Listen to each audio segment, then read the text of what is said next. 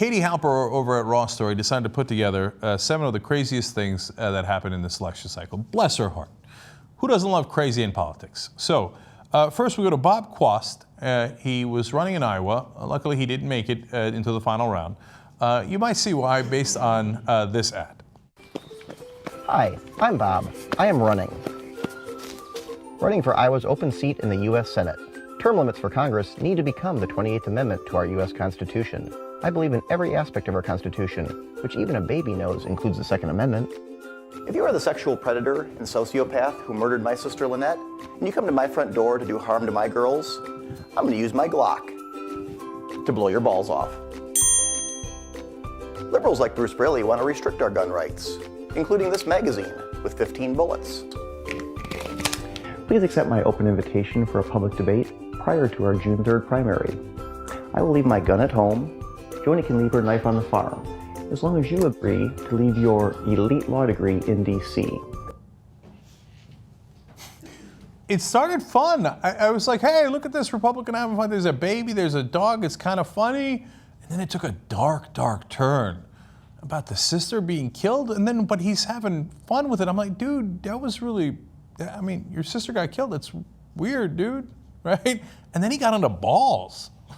What the hell's going on? And then he's like, come out to my farm. I promise I won't use my gun. Luckily he didn't make it. That ad was called #GotBalls, vote for Bob Quast. Okay, Bob Quast got quashed. He didn't make it past the primaries. But #GotBalls doesn't make any sense because he promised to blow your balls off. So it would be #NoBalls, wouldn't it? Okay, anyway. But we're not done with Iowa. Then we go to Joni Ernst. Apparently, everybody's into castration in Iowa. She's also a Republican. She's the one who won the primary. Let's see a couple of her ads mashed up. A lieutenant colonel who carries more than just lipstick in her purse. Joni Ernst will take aim at wasteful spending. And once she sets her sights on Obamacare, Joni's gonna unload. I'm Joni Ernst. I grew up castrating hogs on an Iowa farm. So when I get to Washington, I'll know how to cut pork. Give me a shot. Let's make them squeal. She won. Okay, she hasn't won the race yet, that's tonight, but she won in the Republican primary. As you're about to see, there's a lot of butts and balls in these Republicans. They're a little obsessed, okay? And of course, plenty of guns for everybody. So then we go to Alaska, where Representative Donnie Young has unfortunately been representing that state for a long time. Now, let me give you a little background on Representative Young. He once condemned the NEA for funding, quote, butt fucking.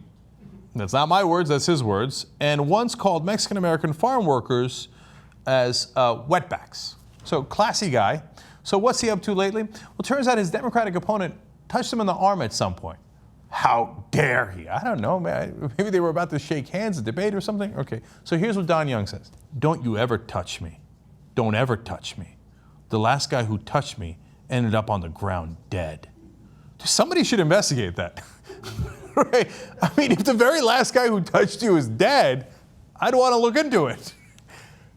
These guys are like literally dangerous, right? They're all carrying around guns and they're talking about how they're going to shoot your balls off, they're going to castrate you, they're going to kill you. All right, so now let's go to Michael Grimm. We're not done with the death and destruction yet. He's from New York. He's also a representative. A reporter had asked him a question he didn't like on air. So he said to the reporter, let me be clear to you. You ever do that to me again, I'll throw you off this fucking balcony. No. You're not man enough. You're not man enough. I'll break you in half like a boy. That almost got weirdly sexual at the end, too. Okay. I'll break you. I was wondering what would break first, your spit or your booty? When challenged on this crazy rant, he said, quote, sometimes I get my Italian up. I'm human. It's a stressful job being in Congress. I mean, look, it's stressful. Sometimes you got to throw somebody off a balcony. And then when somebody asks you about it, you go, hey, I'm Italian. What am I going to do? Okay, we're not done yet. Then we go to Jody Hice. He is a radio host. And he saw this satirical piece, but didn't realize that it was satire. Put it in his book, okay? And he said, this is what's going to happen to America according to the Gay Manifesto. This is a joke. It's like the equivalent of The Onion, but he thought it was serious. And he thinks this is what's going to happen. This is the warning from gays to the rest of the country. We shall sodomize your sons, emblems of your feeble masculinity, of your shallow dreams and vulgar lies. We shall seduce them in your schools, in your dormitories, in your gymnasiums, in your locker rooms, in your sports arenas, in your seminaries, in your youth groups, in your movie theater bathrooms, in your army bunkhouses, in your truck stops, in your all-male clubs, in your houses of Congress, wherever men are with men together. Your sons shall become our minions and do our bidding. They will be recast in our image. They will come to crave and adore us. Now, Jody didn't say that, but he thinks that the satire piece where they wrote that was real. And he's like, "Oh, thank you, Lord." And he puts it in his book like, "They're coming." They're coming, literally. Okay.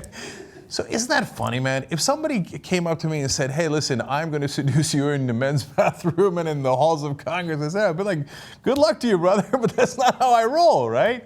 But they're so worried. They're like, what if they come to seduce me?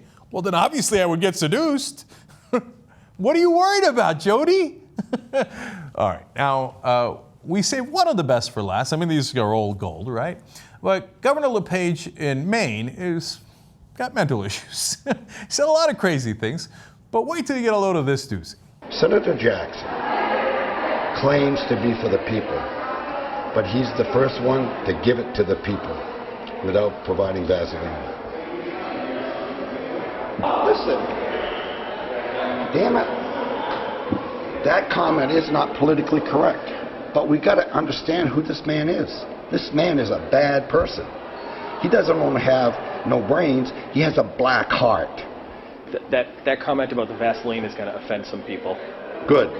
It ought to, because I've been taking it for 2 years.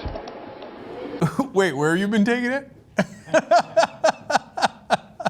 Listen, he is pro-Vaseline, okay? If he's going to take it for 2 years, you better bring the fucking Vaseline.